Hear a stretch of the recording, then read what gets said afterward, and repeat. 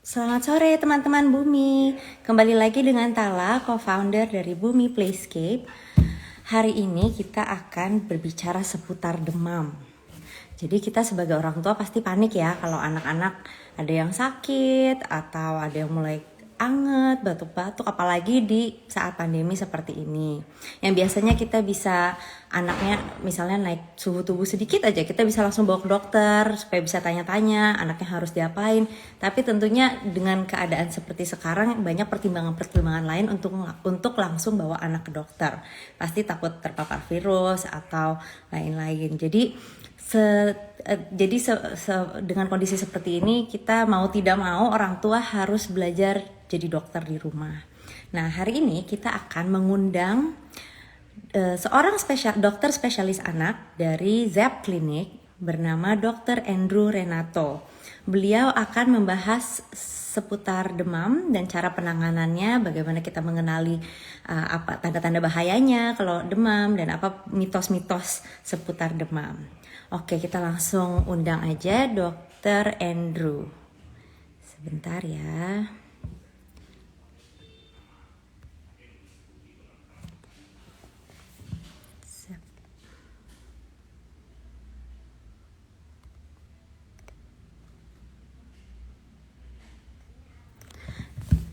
Selama IG Live-nya berlangsung nanti, dua penonton dengan pertanyaan terbaik juga akan mendapat hadiah-hadiah dari ZEP.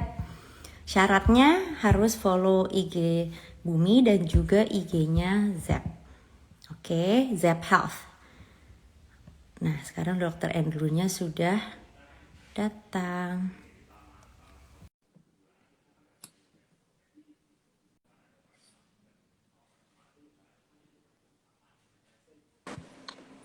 Selamat sore, Dr. Andrew. Selamat sore. Selamat sore, terima kasih sudah bergabung ya, Dok. Tidak ada masalah dikit tadi. Iya, nggak apa-apa. Saya dengan Tala dari Bumi. Nah, kita sekarang hari ini mau ngobrol-ngobrol sedikit nih seputar demam, penanganan demam pada anak. Boleh Dokter Andrew perkenalkan diri dulu sedikit? Halo, selamat sore. Saya Dr. Andrew, dokter spesialis anak di SEP Menteng, SEP Premier Menteng. Jadi hari ini kita mau bahas soal demam ya.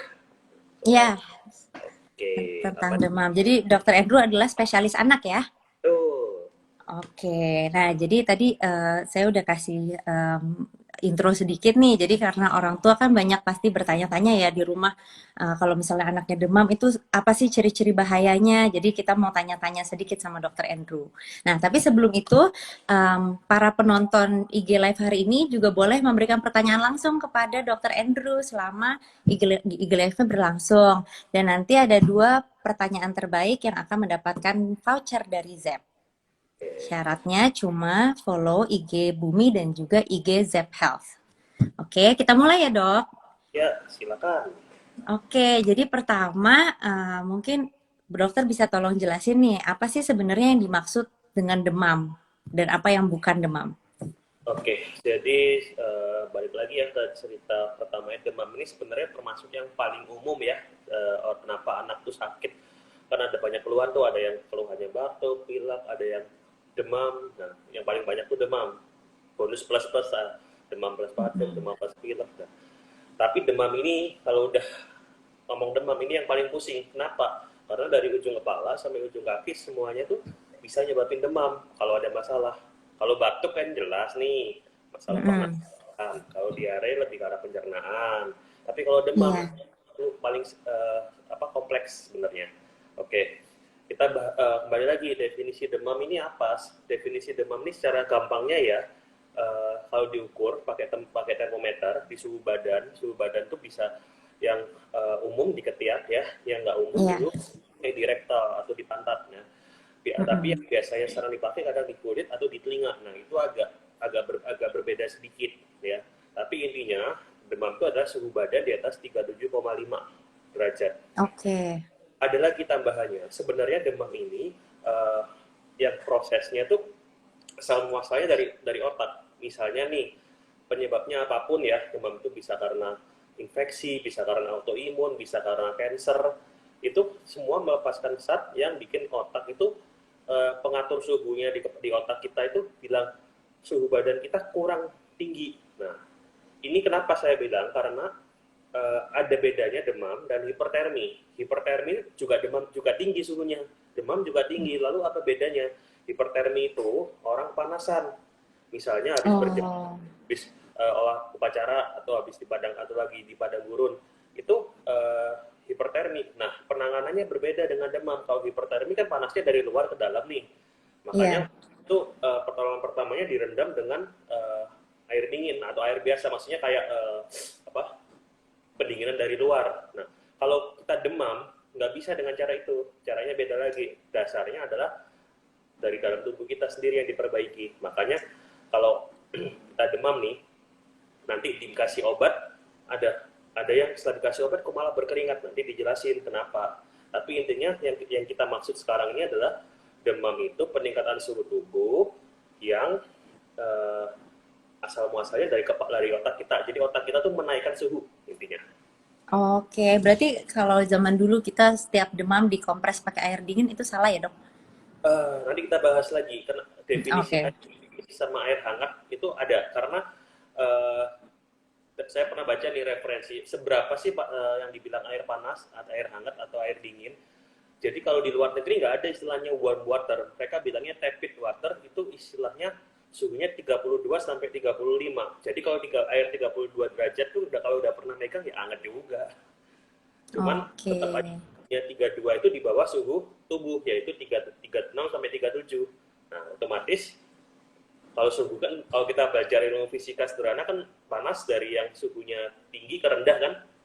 Iya. Jadi dengan cara pengompres hangat itu sebenarnya tetap menurunkan suhu badan kita. Nanti ada lagi penyebabnya. Saya jelasin. Oke. Oke, Satu, nanti kita bahas lebih lanjut ya.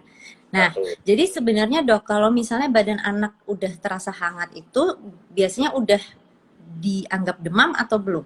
Nah, Kan karena kadang-kadang orang Indonesia suka ada istilahnya sumeng ya. Kalau sumeng itu artinya apa? Apakah itu demam atau bukan? sumeng. Jadi gini,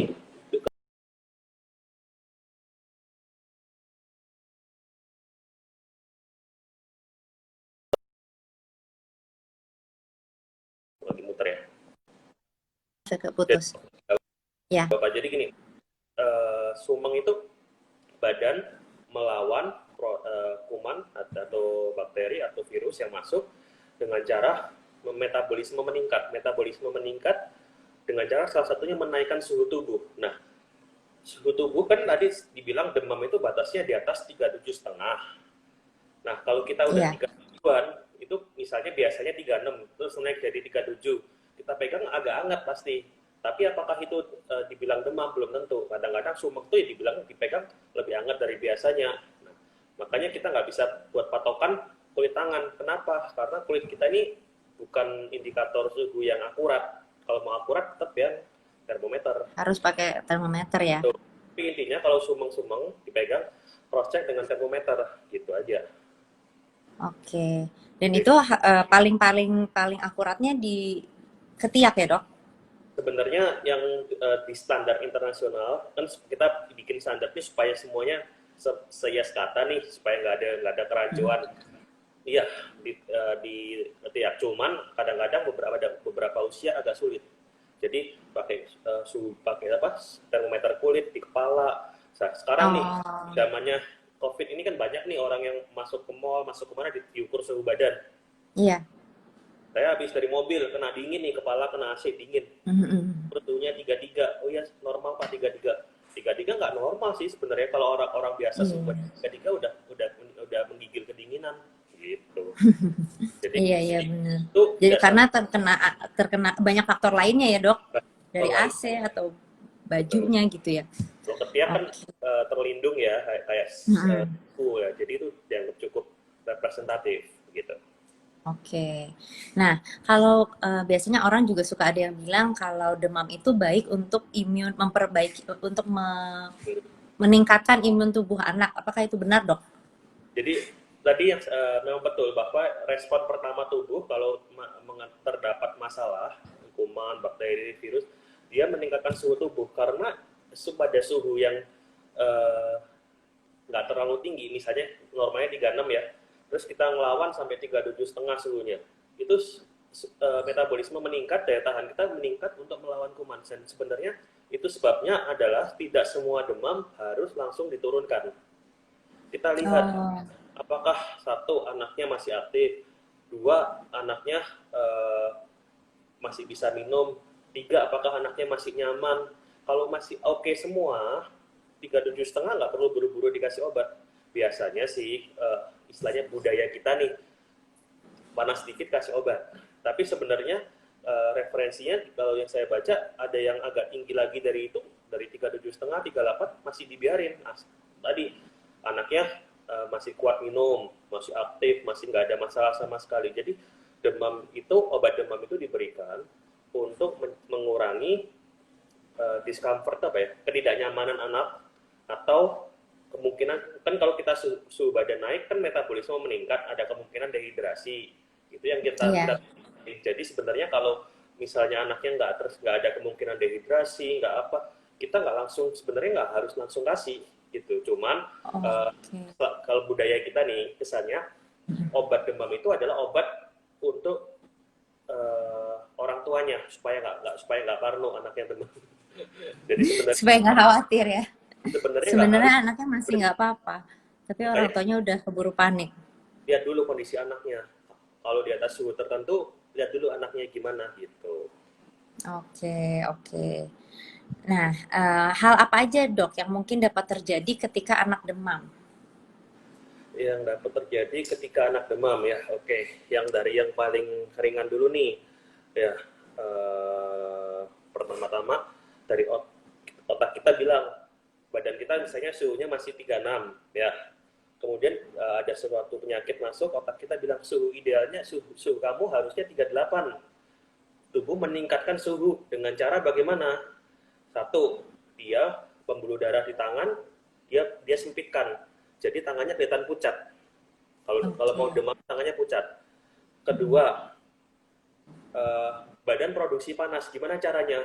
Gerakan badan. Jadi anak menggigil.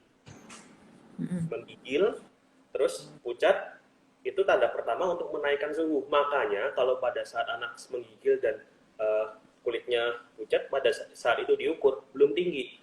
Tunggu begitu anaknya selesai menggigil, begitu tangannya udah nggak kayak pucat, pasti udah naik suhunya. Gitu. Oh gitu. Itu yang pertama-tama. Karena orang tua udah khawatir nih, menggigilnya dipikir kejang. Nah, itu yang pertama. Kedua, kalau suhunya naik tinggi, ya kalau tadi kalau naiknya cuma kayak setengah 1 derajat, itu memang ideal untuk meningkatkan metabolisme melawan kuman. Tapi kalau terlalu tinggi, yang kita khawatirkan dehidrasi, nggak bisa tidur, akhirnya nggak bisa istirahat, malah akhirnya nggak beraktivitas, terus malas minum, akhirnya berujung dehidrasi. Itu yang kita takutkan.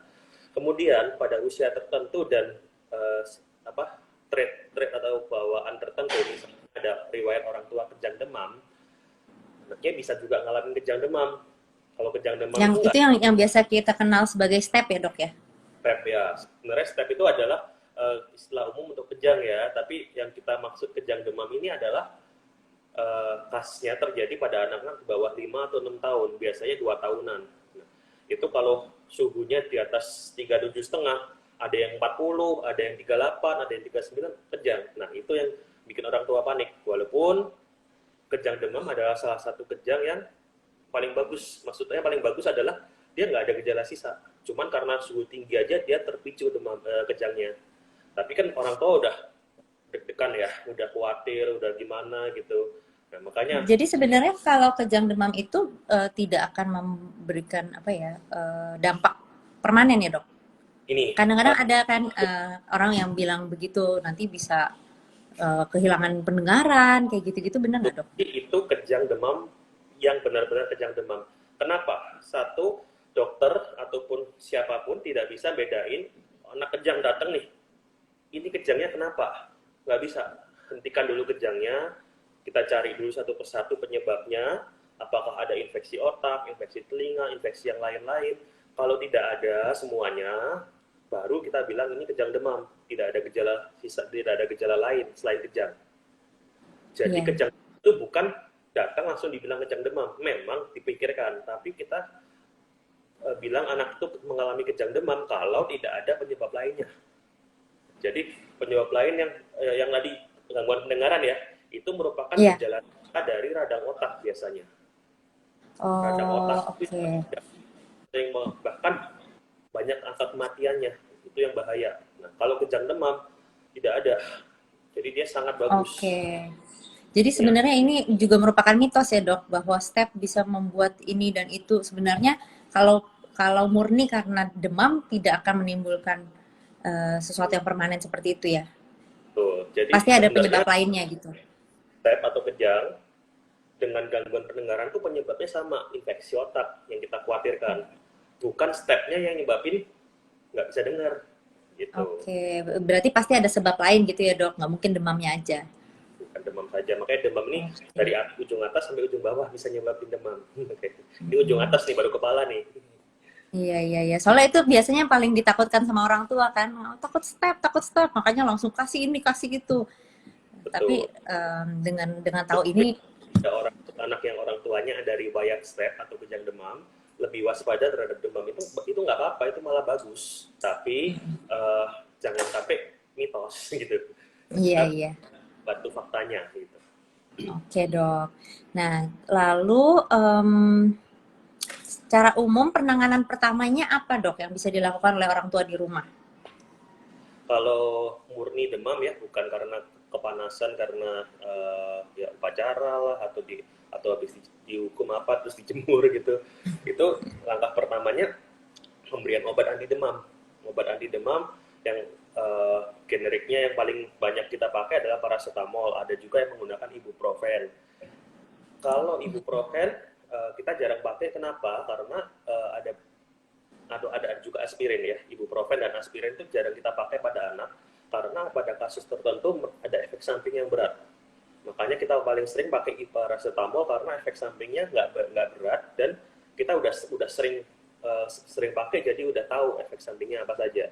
Nah, Oke. kenapa pemberian obat itu efeknya dia akan mereset yang di kepala kita. Tadi suhunya kan 38 nih misalnya saya bilang. Nah, dengan pemberian obat dia direset balik ke suhu normal misalnya 37 atau 36. Nah, yang terjadi adalah setelah direset badan mengeluarkan badan itu berkompensasi dengan menurunkan suhu tubuh. Caranya berkeringat.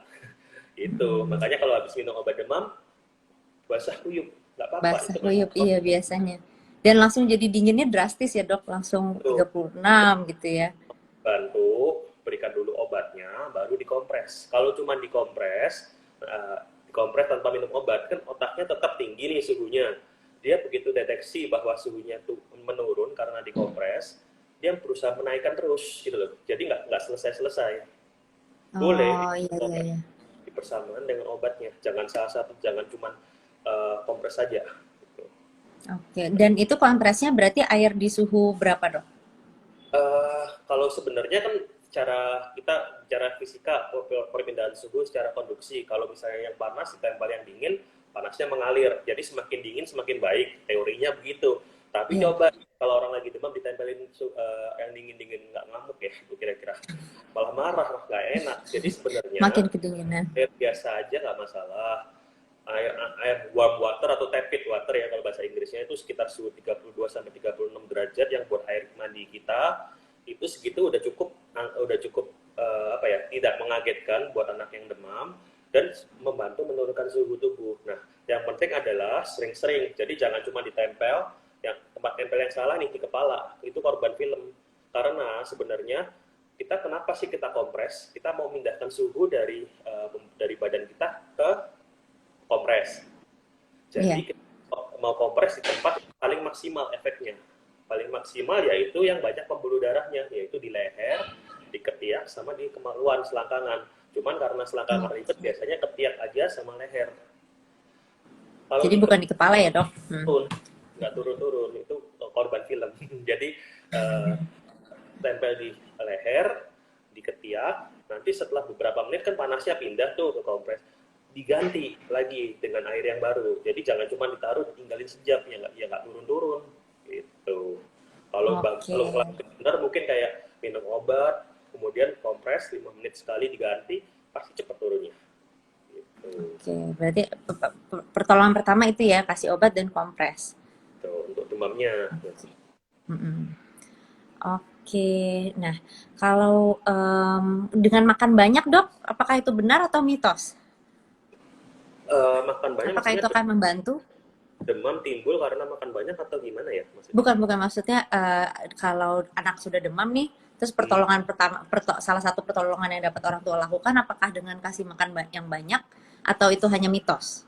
Sebenarnya nggak termasuk ya, karena justru pada saat anak demam ya, ini bukan cuma anak sih, semua manusia kalau demam itu kan badan kita mengeluarkan zat kimia, mediator-mediator inflamasi yang membuat badan kita demam. Nah, salah satu efek dari zat kimia tadi itu adalah bikin kita malas makan. Kalau kita lagi demam kan mau makan apapun jadi malas sebenarnya.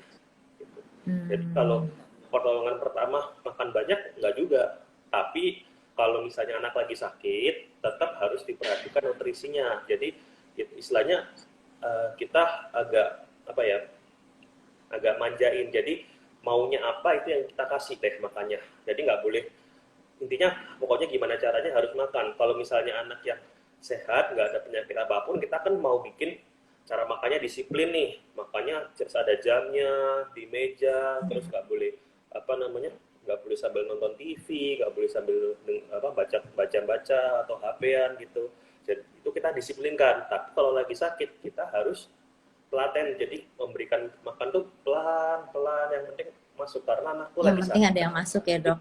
Betul. Tapi Jadi sebagai orang tua harus fleksibel juga. bukan makan banyak untuk pertolongan, bukan. Oke, oke. Untuk, nah ini dok, pertanyaan yang biasanya juga datang dari orang tua nih. Biasanya dengan rumah yang ber-AC, ketika anak demam, apakah AC-nya harus diturunkan atau justru didinginkan? Dipanaskan lalu didinginkan. Jadi gini, pada saat lagi demam ya, belum dikasih obat atau apapun, tubuh kan sedang menaikkan suhu ya. Kalau kita Iya. dinginkan AC, itu malah melawan tubuhnya. Jadi tambah tambah menggigil dia. Oke. Jadi idealnya kalau dia lagi proses demam, ya jangan didinginkan dulu, matiin AC-nya. Nanti Mm-mm. setelah diberikan obat, dia mulai berkeringat, kan dia di kepalanya, di otaknya udah bilang, aduh, niat badanku panas, berkeringat. Nah, kayak gitu baru dibantu udaranya dibikin agak sejuk supaya dia bantu. Jadi seperti kompres. Oke. Jadi kalau tadi kompres air, nah ini dibantu dengan udara gitu. Jadi Hmm. kalau lagi menggigil mau naik, matikan dulu karena malah bikin nggak nyaman. Udara dingin itu malah bikin nggak nyaman.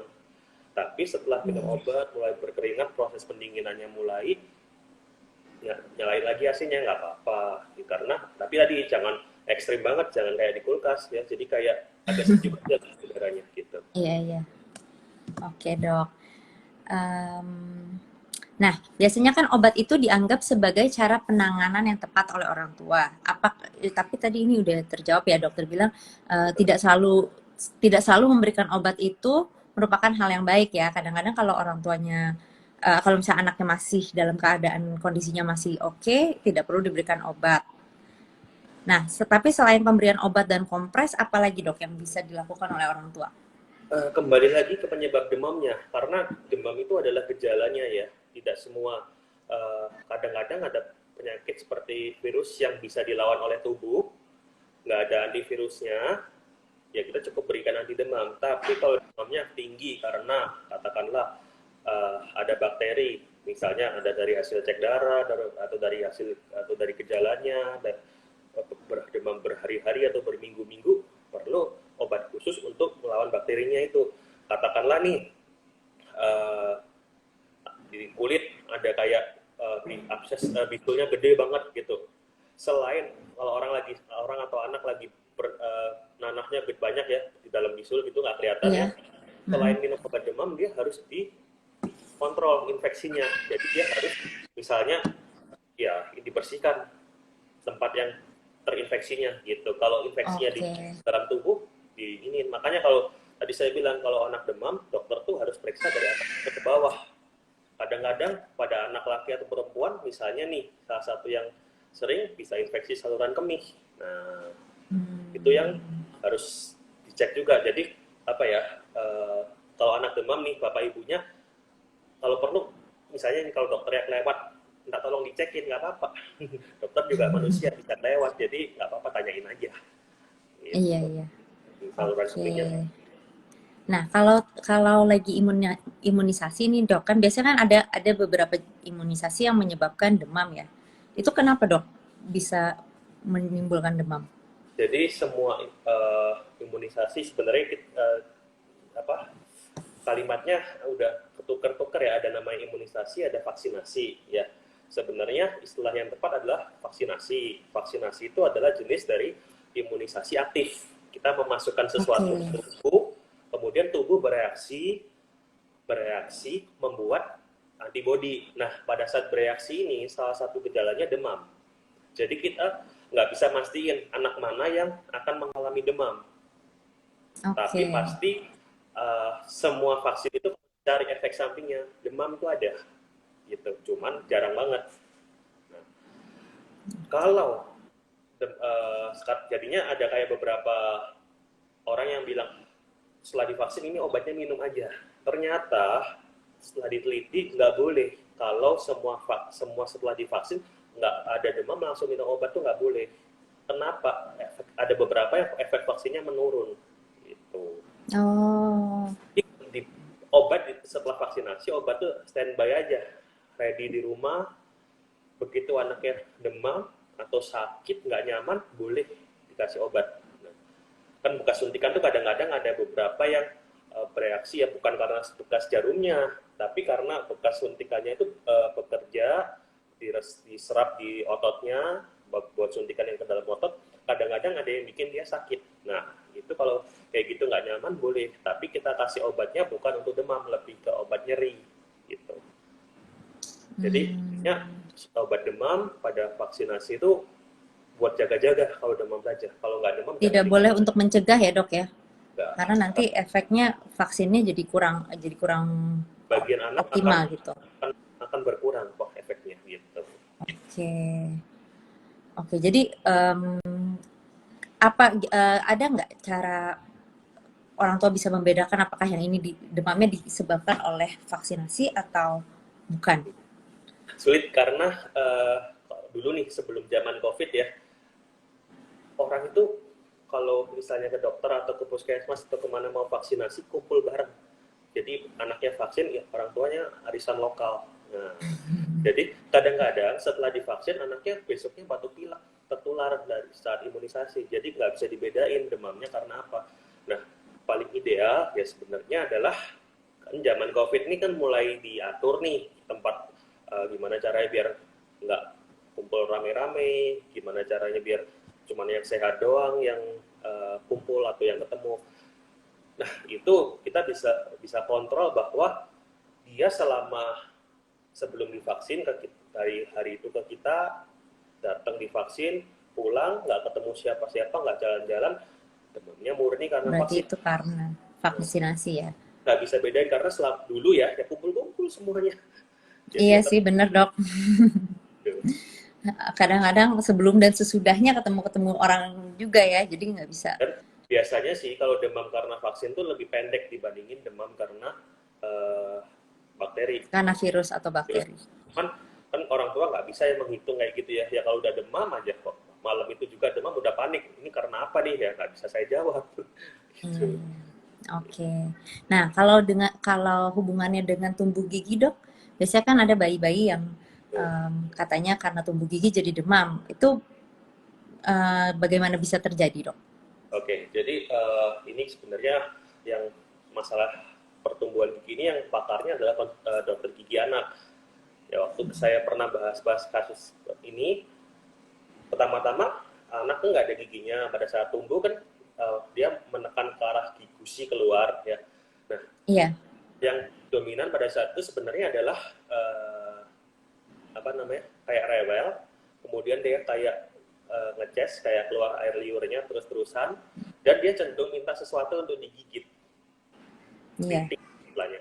Itu itu. yang jarang sampai demam. Demam bisa terjadi kalau gusinya ngeradang, kan gusinya kayak ketekan gigi gitu, ada sebagian yang meradang tuh, itu jarang sekali bisa terjadi demam. Nah, jadi sebenarnya apakah tumbuh gigi bisa bikin demam ya? Kalau nggak ada masalah ya enggak sebenarnya. Apalagi Oke. demam, mencret itu nggak jarang banget karena tumbuh gigi. Gitu. Tapi Hmm. kalau dibilang ada, apa bisa-bisakan ya kalau gusinya meradang karena proses itu ya secara teori bisa aja, cuman nyatanya jarang sih ya yang benar-benar giginya radang. Nggak usah tumbuh gigi deh, orang yang lupa sikat gigi terus gusinya kayak infeksi meradang juga demam kok gitu. Oke. Nah, dan itu penanganannya sama ya, Dok? Untuk demam Iya, yang seperti itu. tapi Sama kalau aja ya. radang ke gusinya ya dicekkan ke dokter gigi anak saja apakah ada sesuatu yang harus dilakukan gitu, karena Oke. jarang kasusnya. Makanya tadi saya pernah diskusi kalau anak udah umur setahun udah mulai tumbuh gigi, sebaiknya sering-sering dicek ke dokter gigi minimal 6 bulan sekali, karena apa ya, ya sebelum terjadi sesuatu pada gigi lebih baik diarahkan apinya gitu. Oke. Nah, ada lagi nggak, Dok, jenis-jenis demam yang mungkin terjadi sama anak? Misalnya di usia tertentu gitu, yang di kategori usia tertentu biasanya anak mengalami demam ini gitu. Ada nggak, Dok? Kalau demam nggak ada sih kayak khusus, Nggak maksudnya ada ya? kalau pada usia tertentu ada yang namanya growing pain ya, bukan kalau yang udah jadul banget usianya mungkin tahu itu bukan judul film ya. Growing pain itu pada anak yang proses pertumbuhannya cepat, dia mengalami nyeri di tulang-tulangnya tapi ini bukan demam ya, tanpa demam kalau kayak gitu. Jadi kayak bahkan beberapa, saya pernah dapat beberapa orang anak ya sampai sampai kayak nangis-nangis karena sakit tulangnya, tapi Oh, nggak ada apa-apa. Jadi itu ya biasanya di usia berapa, Dok? itu usia yang pertumbuhan tulangnya paling cepat, biasanya remaja, SM. Kalau perempuan biasanya kan tumbuh cepatnya kan usia 10 ya, berarti SD ke SMP ya. Oh, Kalau pokoknya dalam mungkin waktu puberti itu ya, Dok ya? jadi tidak itu growing pain bukan growing fever, jadi tidak ada gejala demamnya. Sebenarnya demam tuh nggak pernah apa ya, nggak pernah normal ya, pasti ada sesuatu yang nyebabin demam gitu. Oke. Nah, kapan kapan orang tua harus merasa khawatir, Dok? Kalau anaknya apa? Oh, Ya, ini demam. eh, kalau demam biasanya sih demam saja ya, anaknya masih segar, masih mau makan, masih apa, nggak perlu buru-buru khawatir. Tapi kalau udah demam terus-menerus, makanya diukur pakai termometer atau termometer pun ketiak atau apapun deh. Mm-mm. Kalau 3 hari nggak pernah turun, walaupun anaknya masih segar, nggak apa-apa diperiksakan saja. Ya, Oke. gitu. Kalau demam saja, tapi kalau demam tambah yang lain-lain, tambah nggak mau makan, tambah sesak, tambah batuk, tambah lemas, tambah apa lagi? Pokoknya gejala-gejala yang lain lah, tambah nggak kencing, udah Iya. itu aja. Tapi kalau demam Oke. berlebih lagi tanpa gejala lain-lain yang itu masih kayak anak biasa nih, tapi begitu diukur suhunya 37,5, nggak usah buru-buru, lihat aja. Kalau Oke. masih bagus, ya sambil diukur sering-sering tuh kayak sehari tiga kalian lah, 3-4 kali dilihat pola suhunya paling tinggi berapa gitu. Jadi kalau ngukur eh, misalnya suhunya tinggi nih, diukur, setelah dikasih obat diukur lagi turunnya berapa, itu juga boleh, karena ada Oke. beberapa penyakit ya, khasnya itu gejalanya di awal-awal cuma demam tinggi dan nggak respon dengan pemberian obat, itu ada. Oh. Jadi nggak apa-apa kalau mau ngukur adalah sehari beberapa kali, sebelum sebelum obat atau setelah obat boleh. Kemudian pagi, siang, malam boleh, karena ada beberapa yang demamnya khas di pagi gitu. Dan kalau misalnya anaknya mengalami yang tidak merespon terhadap obat, berarti harus langsung dibawa ke dokter ya, Dok? Tuh, tadi seperti yang saya bilang kalau demam cuma 1 hari hilang sendiri, anaknya nggak pada keluhan apa-apa, nggak usah terlalu khawatir. Paling-paling kalau misalnya anak kondisi kayak gitu, dia di orang tua kan ada nih yang sangat parno nih, baru demam sehari langsung minta cek darah lengkap. Paling-paling di darahnya ditemukan bekas kayak mengarah infeksi virus aja, tapi nggak ada obat khusus karena virusnya udah dilawan sama tubuh kita gitu. Oke. Iya, iya. Jadi Nah, kalau sekarang kita ada yang bilang kalau Kena- virus itu kan self limiting ya atau hilang sendiri, tergantung virusnya juga. Karena corona itu Oh, juga gitu ya. karena corona itu apa dok? Corona itu kan juga, coronavirus itu kan juga salah satu jenis virus kan yang sampai sekarang nggak ada obatnya. Jadi eh, nggak semua virus itu hilang sendiri, tergantung badan kita bisa lawan apa tidak. Intinya gitu sih. Oke. Nah, sekarang kita ada beberapa pertanyaan-pertanyaan nih dari penonton kita, Dok. Kita mulai dari yang paling atas ya. Banyak juga. Ternyata Oke. semuanya tertarik sekali nih dengan topik kita hari ini. Eh, Hai Dok, apakah anak yang suhu badannya tinggi termasuk kategori demam? Tadi dokter sudah bahas ya 37,5 Dari setengah dianggap kasus. demam. Oke, lalu sore dok, saya Upi di Bekasi. Saya mau tanya dok, apakah benar dengan pemberian kopi pada anak bisa mengurangi resiko step saat anak demam? Tidak, jadi kopi itu nggak ada hubungannya sama demam ya. Justru pada saat anak kejang ya, ini sekalian membenarkan mitos. Saat anak kejang tidak boleh diberikan apapun melalui mulut, karena kalau kejang ini ya, kejang ini kembali bahas sedikit keluar demam ya. Kejang ini prosesnya bermula di otak, kemudian dia menyebar bisa sampai ke seluruh tubuh. Dengan kata lain, anaknya tidak sadar, tidak bisa koordinasi proses menelan. Jadi kalau diberikan apapun lewat mulut, bahayanya adalah tersedak masuk paru-paru. Jadi anaknya kritis bukan karena kejangnya, tapi karena ke paru-paru kemasukan sesuatu, yaitu cairan apapun. Gitu. Jadi yang dilakukan adalah berikan obat kejang dulu. Gitu. Jadi Oke, kalau pencegah kejang, eh, dokter yang ngasih ya, jangan, tidak ada namanya kopi yang nyebabin pencegah kejang, nggak ada. Gitu. nah lagi membahas soal kejang juga dok. Biasanya orang ada yang bilang juga kalau lagi kejang eh, suruh masukin sendok ke dalam mulut anaknya berarti nggak boleh ya? Jadi Biasanya gini, kan karena supaya nggak kegigit gitu. sendok itu tidak ditelan ya, maksudnya supaya gigi atas nggak gigit lidah ya. Yang Ya, salah adalah kalau dia memaksa masuk di sendoknya, jadi kayak mm-mm. mungkin itu ngerusak ngerusak giginya. Kalau Oke, kebuka mulutnya dimasukin silakan, cuman buat nahan aja, tapi oke, jangan dipaksa ya. Jadi mm-mm. masukkan sebisanya aja, jangan pakai tangan ya. Iya, Kita nggak mau maaf nih istilahnya, anaknya sakit karena gigitan iya, itu, orang tua juga sakit karena gigitan gigitan manusia itu bukan nggak ada kuman, ada kumannya juga. Jadi iya, iya jangan sampai benar. uh, orang tuanya juga jadi pasien juga, kasihan ya. Iya, iya Jadi benar. Malah nggak bisa bantu anaknya nanti ya dok. kasih sendok boleh, tapi kalau anaknya belum menggigit. Kalau dia udah menggigit terus diungkit apa disundul masuk, bahaya. Patahan gigi itu juga bisa tertelan masuk ke paru-paru. Itu yang kita khawatirkan. Oke, ya, ya. Kalau masih kebuka, Nah, silakan taruh. Tapi kalau udah tertutup, jangan dipaksa. Itu aja. oke.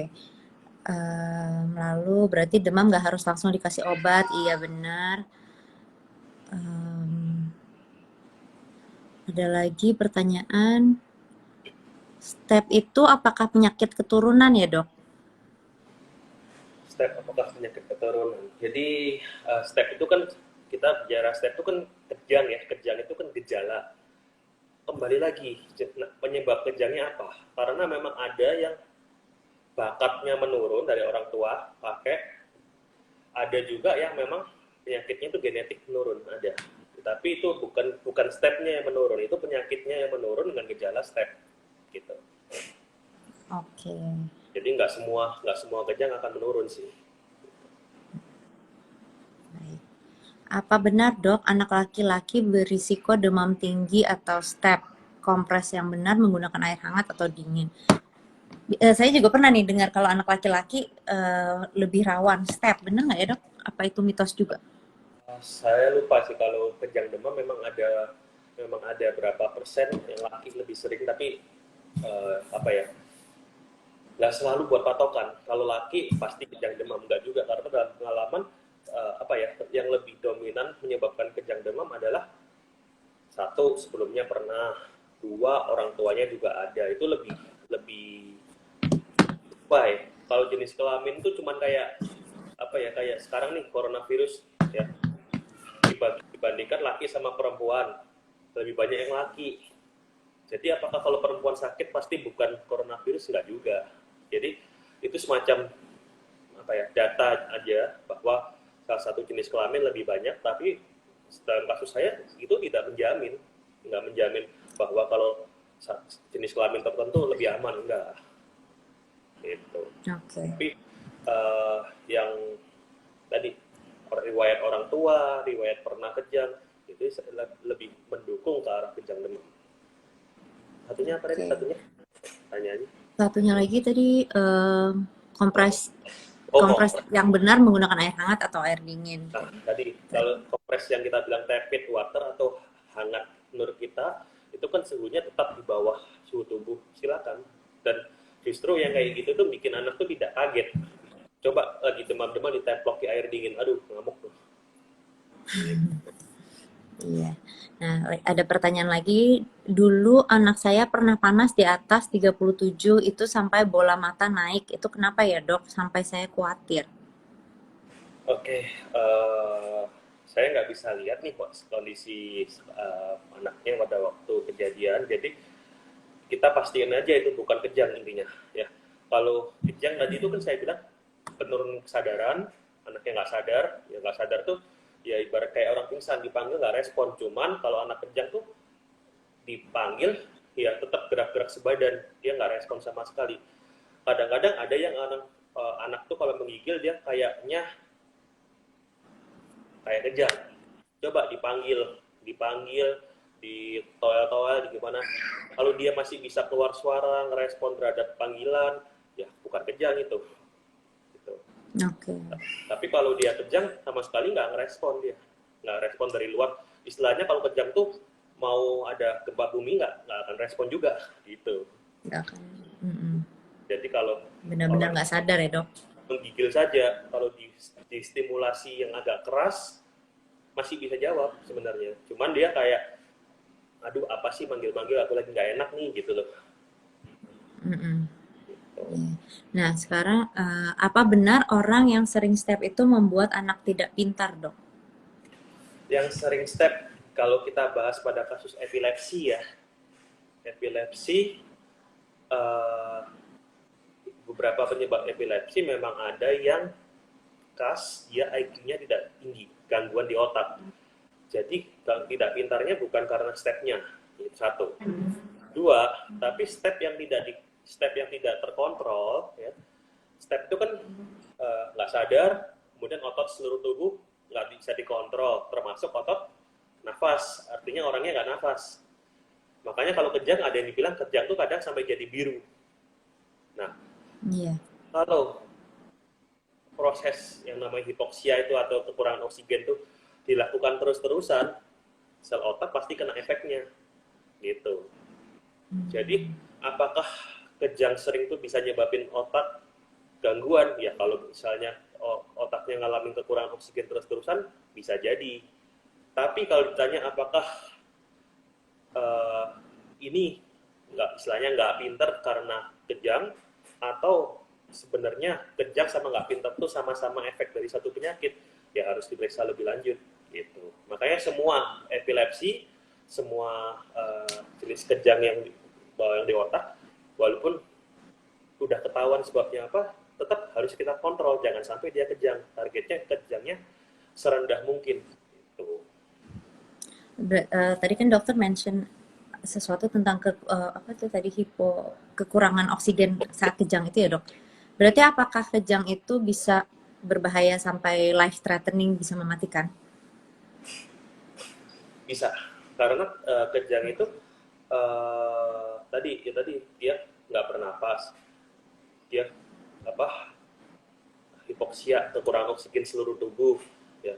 Kemudian pada saat nggak sadar tuh kita nggak bisa kontrol, bisa terbentur, bisa aja pada saat anak lagi nggak sadar, bukan cuma anak ya, orang lagi nggak sadar, dia jatuh terbentur sesuatu, itu juga bisa mengancam kesehatannya, bahkan mengancam nyawa. Makanya dibilang kalau orang yang mengalami epilepsi dilarang nyetir, mengoperasikan alat atau apapun yang kayak pokoknya yang mengemudikan lah, itu nggak boleh, karena sewaktu-waktu dia bisa lost control gitu, bahaya buat dianya sendiri. Walaupun sudah terkontrol dengan obat beberapa tahun-tahun, tetap aja untuk keamanan diri sendiri, orang yang epilepsi jangan mengendalikan mesin yang fatal. Jadi gitu. Oke, iya ya. Nah, Dok, apakah benar anak yang mengalami fimosis berisiko sering mengalami demam tinggi? Hmm. Anak saya laki-laki 4,5 tahun divonis fimosis dan belum melakukan sirkumsisi. Oke. Jadi begini, fimosis itu adalah ya di apa lipatan kulit di kemaluan, ya. Jadi fimosis itu faktor risiko untuk infeksi kencing. Faktor risiko. Nyatanya banyak yang fimosis tapi nggak pernah ISK. Seumur hidup juga nggak. Jadi uh, belum tentu. Bisa ya, bisa tidak. Tapi kalau orang anak fimosis sudah pernah mengalami ISK, dan diperiksa tidak ada penyebab lain, sebaiknya fimosisnya di sirkumsisi atau disunat. Tapi kalau dia nggak ada apa-apa, nggak pernah demam, nggak pernah infeksi, nggak pernah apa, tidak usah buru-buru, nggak apa-apa, ya, nggak usah buru-buru di sirkumsisi. Ya. Jadi di observasi aja, ya. Kalau memang dari dokter anak diperiksa dia infeksi berulang kali, ya sebaiknya di sirkumsisi. Intinya gitu.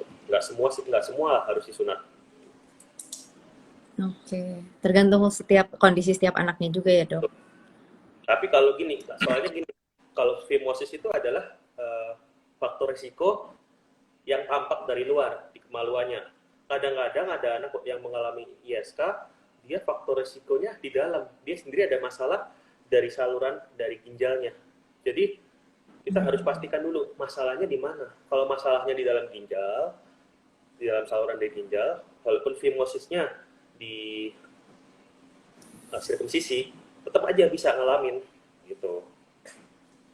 Tapi kalau satu-satunya faktor risiko ya fimosisnya dan dia udah ngalami ISK, sirkumsisi saja.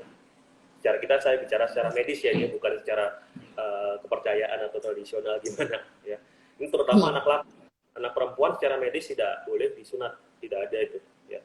Tapi kembali lagi kalau ada yang kepercayaan ya pokoknya dokter nyaranin jangan, kalau anak perempuan tidak disunat intinya gitu. Itu ada dampak negatifnya ya, Dok, kalau anak perempuan disunat? Saya nggak baca detailnya sih ya, tapi memang semua organisasi kedokteran anak nggak nyaranin gitu. Jadi saya lihat ya itu apa ya, nggak umum soalnya itu. Iya. Nah, sekarang pertanyaannya, apa penanganan pertama-pertama di saat anak mulai kejang? Anak mulai kejang, oke. Jadi kalau pertama kali, ya tadi itu kalau pertama kali mengalami kejang kita nggak pernah tahu dong siapa yang akan kejang. Jangan dikasih apa-apa di mulutnya, ya. Kalau perlu Ya. dimiringkan supaya kalau anaknya ada air liur atau ada sesuatu dia tidak ketelan ke dalam tapi keluar. Kemudian segera dibawa ke rumah sakit atau IGD terdekat. Itu pertama.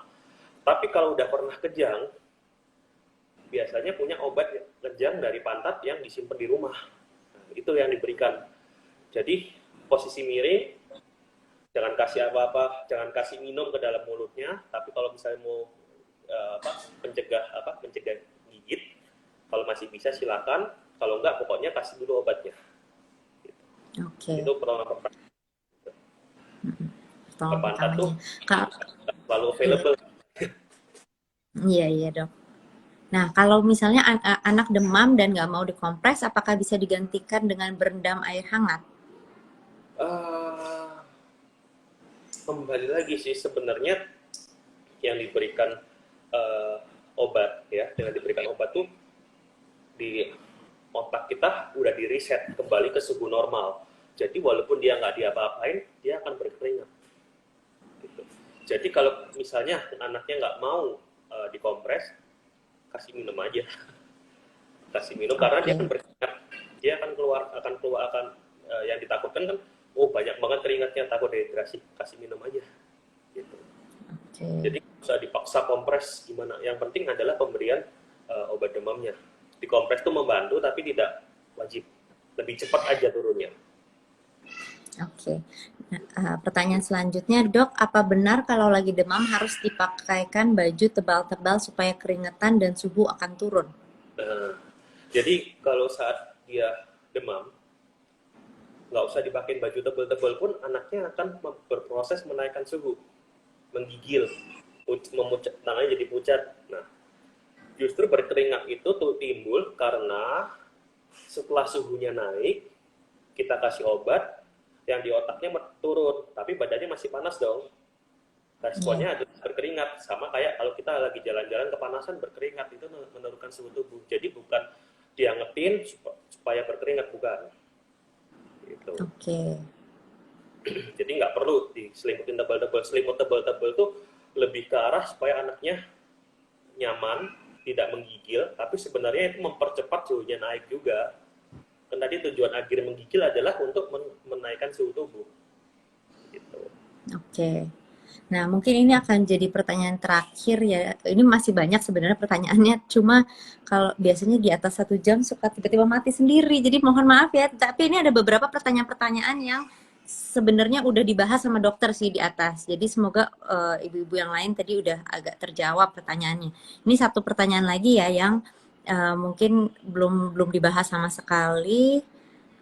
Dok, untuk obat paracetamol yang sudah dibuka segel, baiknya disimpan hingga berapa lama? Masih efektifkah paracetamol yang sudah pernah dibuka? Oke.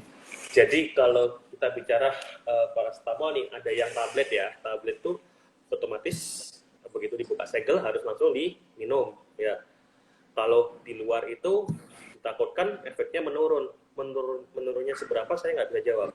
Kedua, kalau paracetamol yang sirup ya, sirup atau tetes. Nah, kalau nggak Iya. dibuka, penyimpanannya bagus, yaitu nggak kena matahari, suhunya sesuai, itu bisa sampai tanggal expirednya. Tapi kalau sudah dibuka, jawaban resminya adalah ya sesuai dari farmasi, ilmunya beda-beda.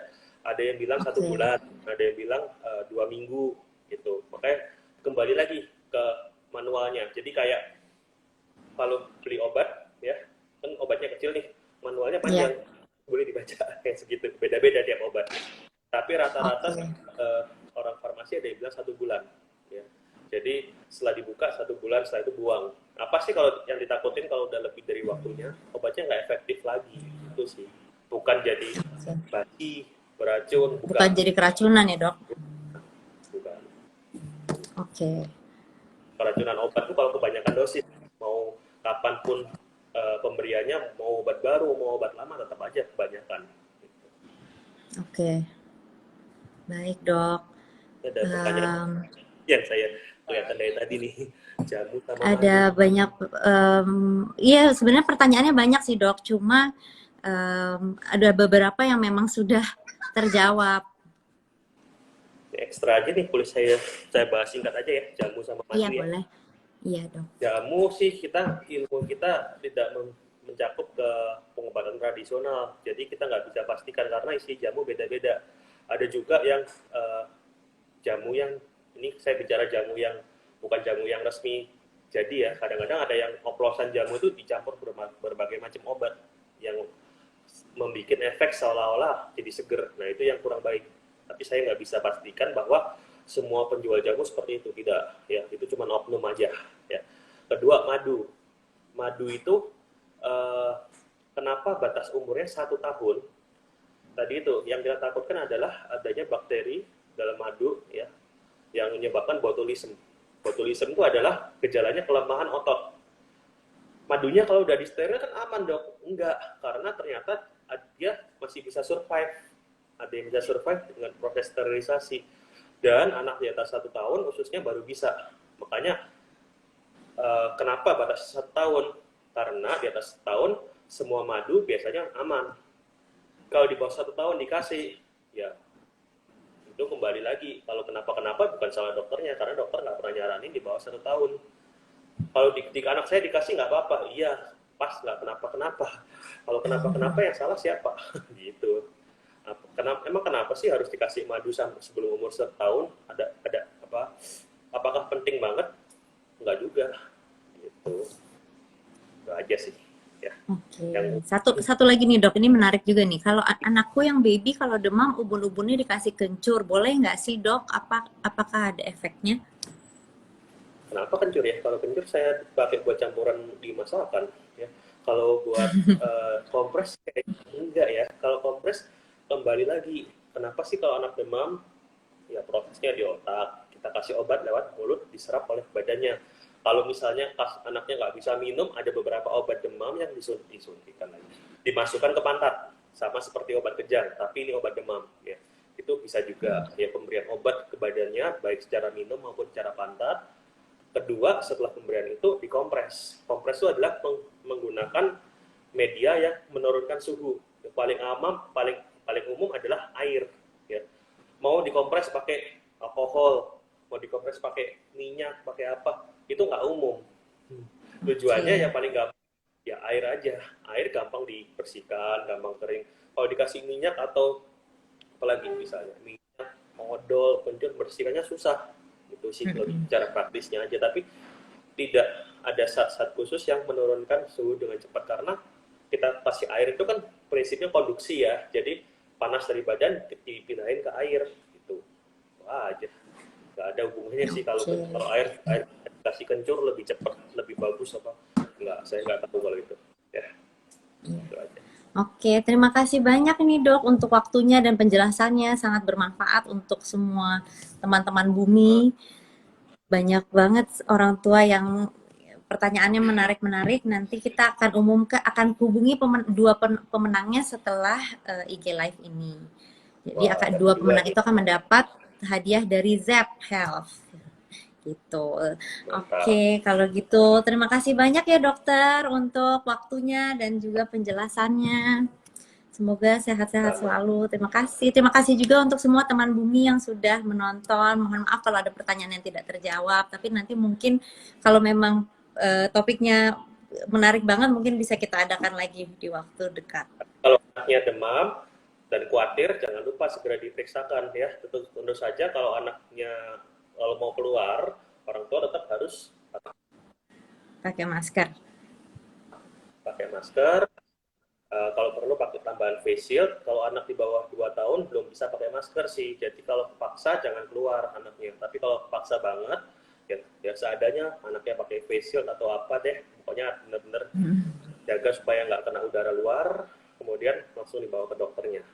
Kalau anak di bawah di atas 2 tahun, mulai bisa dilatih pakai masker. Jadi anak-anaknya yang di atas 2 tahun, mulai latihan di rumah ya, pakai masker. Pertama-tama masker kain dulu. Ya. Oke. Gitu. Oke, terima kasih banyak dokter. Terima Bye-bye. kasih teman-teman Bumi.